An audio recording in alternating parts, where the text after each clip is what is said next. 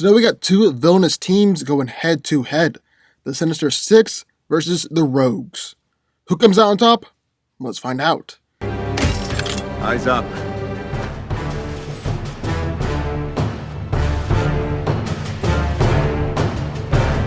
Stay sharp.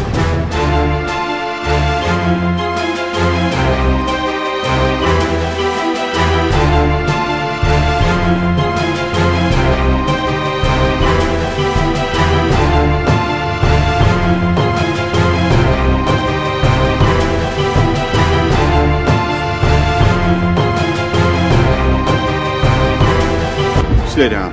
Final warning. I could do this all day. The Sinister Six is the name of various teams assembled with the purpose of defeating Spider-Man or pursuing massive criminal endeavors. Formed by and usually led by Dr. Octopus, subsequent iterations of the Sinister Six have also been led by the Hobgoblin, Sandman, Green Goblin, and even Boomerang.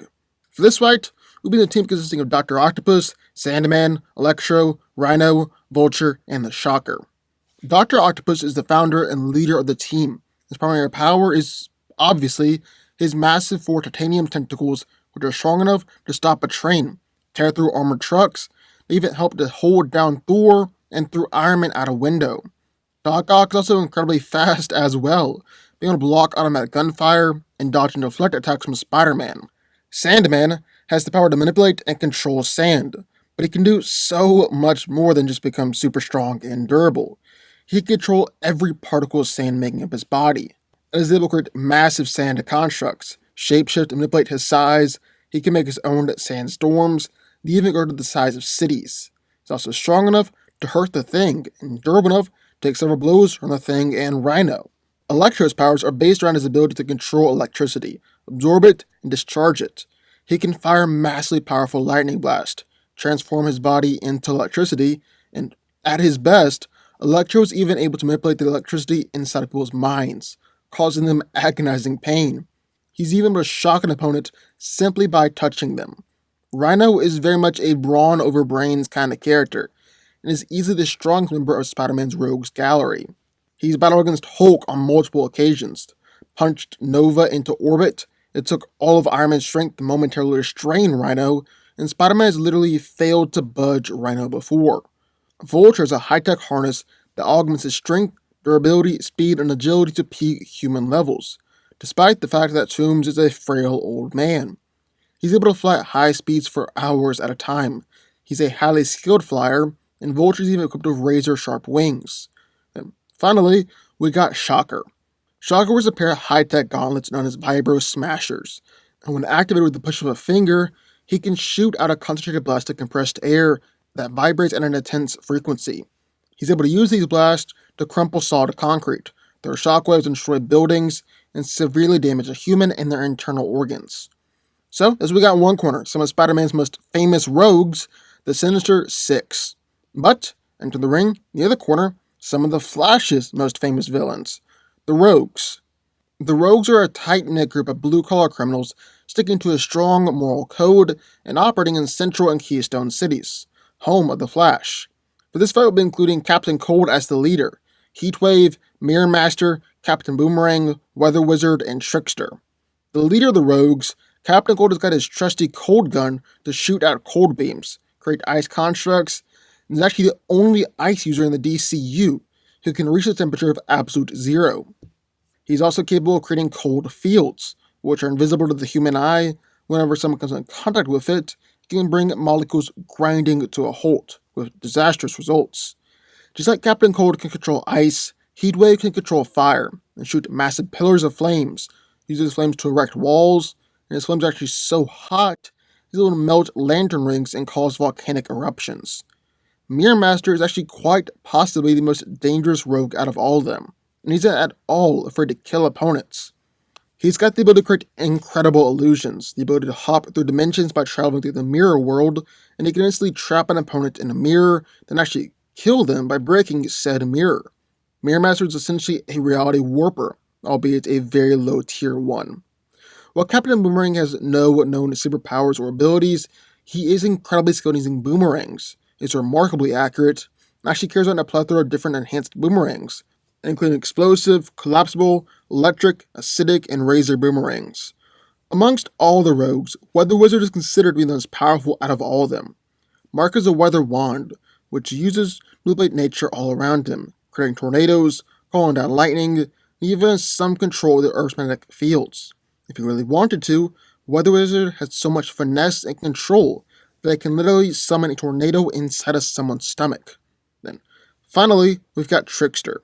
Trickster doesn't really have any superhuman powers or abilities, but he's fairly intelligent, and always can learn a variety of tricks, including things like exploding yo-yos, itching powder, exploding rubber chickens, and bladed jacks. So who wins? Well, let's break it down. Now, these are two of the most iconic villain teams in all of comics, and they also both consist of solely one particular hero's villains. So it just makes sense to throw the Rogues and the Sinister Six against each other. But who comes out on top? That's what we're going to find out.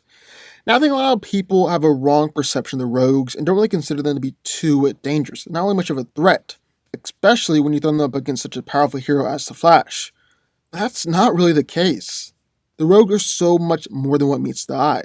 For starters, one of the things that separates the Rogues from any other villain group is the fact that they operate off a set of rules.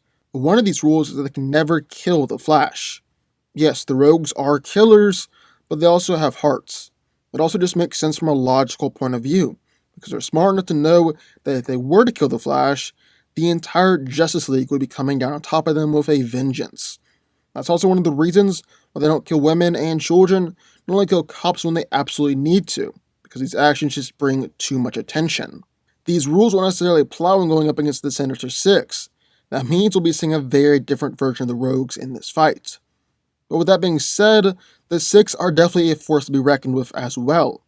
I mean, even the weakest of them, like the Vulture, should be taken seriously. He's able to shred through metal with his claws, battle against Spider-Man and take attacks from Peter, and he's now using his anti-gravity tech much more liberally. He's using it to bring down 80 times the gravity on someone. But his greatest asset is definitely his speed and agility in the air. He's able to blitz opponents, tag Spider-Man, and casually block and dodge projectiles. And it really just gets better for the Six from there.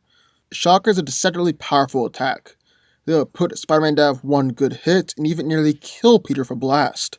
He's also knocked around Luke Cage and rattled She-Hulk. Shocker's suit is designed to protect him from his own power, so he's deceptively durable as well, and it actually vibrates, allowing him to deflect attacks and actually knock over a car when it came in contact with these vibrations. Doc Ock is also surprisingly strong and powerful, as his tentacles will stop trains in their tracks, tear through steel like it's paper, actually even leveled a building before. Ock also knocked out Spider-Man with one hit to the back of the head and knocked around Iron Man. But to be fair, none of these villains are really going to offer much against the Rogues. Vulture and Dr. Octopus are limited to just physical attacks, and every one of the Rogues have long-range attacks that can take them out well before Ock and Vulture even get close. Shocker will be a threat, and his blasts are powerful, but the majority of the Rogues, like Weather Wizard or Mirror Master, are just more powerful. That means that the biggest threats on the Sinister Six are Electro, Rhino, and Sandman. Rhino is easily one of the strongest people here, rivaled only by Sandman, and he's strong enough to consistently battle against some of the strongest people in the Marvel Universe. Talking about Thing, Hulk, Juggernaut, people on that level. He's a force to be reckoned with. If he's not kept in check by the Rogues, he's going to run roughshod all over them. Just absolutely crush them. And I mean that literally, he's going to crush them. Sandman is arguably just as strong as Rhino, or at least on that level, and his punches have consistently hurt the Thing. But his greatest asset is his sand manipulation and his sheer versatility. He's been smashed by opponents and instantly reformed. He's able to choke out people if you feel like the Hulk. He's trapped people inside of himself. He's gathered weapons and contracts out of sand. He's actually able to split himself open or form holes inside of himself in order to dodge attacks. He can control all the sand around him, even to the point where he can control the entire Sahara. And he can use his ability to grow to the size of cities. And then finally, there's Electro. Electro dropped his guard, went all out. His powers the utmost abilities. He's one of the most powerful beings on Earth. He can directly transform into lightning, take electricity from anything.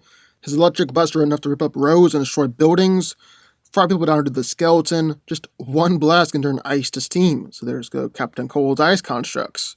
So yeah, Sinister Six are a threat, especially people like Electro and Sandman. But here's the thing about the rogues. While the majority of them don't actually have superpowers, pretty much every one of them has ridiculous hacks abilities. It can literally knock out the six with one blast. Captain Cold doesn't actually manipulate ice. He actually manipulates cold, bringing objects down to absolute zero, while the ice is just a side effect. He's instantly frozen people with just one blast, proceeds to kill them by breaking the ice, can freeze entire buildings, and his cold field is a massive asset, because any attack that enters the field and is done for. It's instantly got bullets of all the kinetic potential. Someone tries to walk through that field, well, he's done for, frozen solid.